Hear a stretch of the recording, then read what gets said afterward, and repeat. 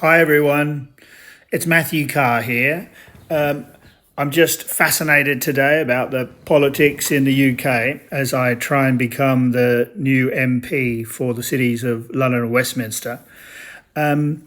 We awoke to this news. You can see here Sunak claiming credit as inflation hits the Bank of England's target for the first time in 3 years.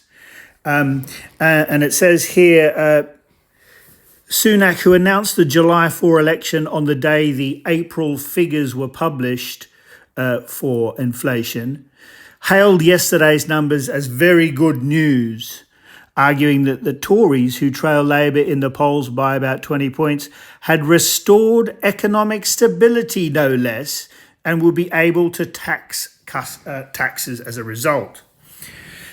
This is quite fascinating because if you follow the money, it's quite clear, at least to me, and I'd like you to hear your opinion, that actually the UK has been behind the inflation crisis, and in lots of ways. Not just this Jeremy Hunt story flicks at it in the Financial Times too. Jeremy Hunt is there saying that that the Tories are still reeling from the political scarring caused by Liz Truss' short-lived premiership. The FT knows full well it wasn't just Liz Truss. This was a global, real conspiracy, in my opinion, to lift inflation rates. It's benefited the US banks and UK banks to the tune of hundreds of billions of dollars. I wrote a story about this May 21, 22. So look at your Kazi if you can.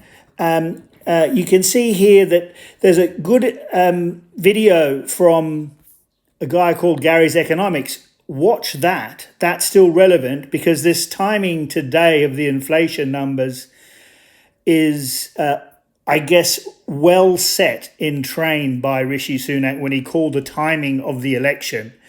But the inflation scam is even worse than Gary's Economics says. The warmongering has been deliberate and it massively boosted prices for everyone.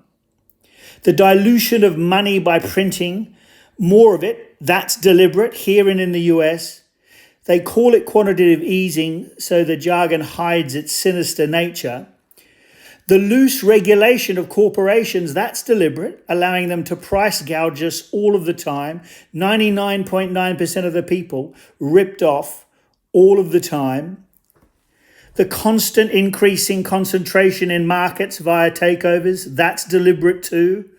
When politicians say the mergers are good because they will increase economies of scale, what it really means is that real people lose the benefits of competitive tension in markets. And that's for everything, from food to motor vehicles. So I urge you to go and have a look at this story on Kazi.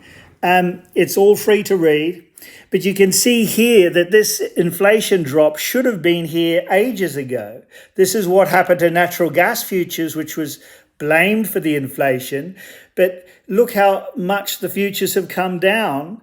And yet, all of these businesses, as their commodity costs have dropped, they have not lowered prices.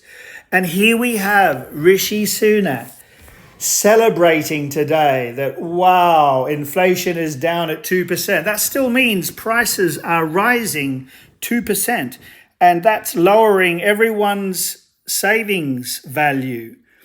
And so this messaging on inflation, this weaponizing of inflation really needs to be called out. And it's another reason why the major political parties who are not talking about it don't deserve to have a lot of political power after July 4, when you guys all get to vote.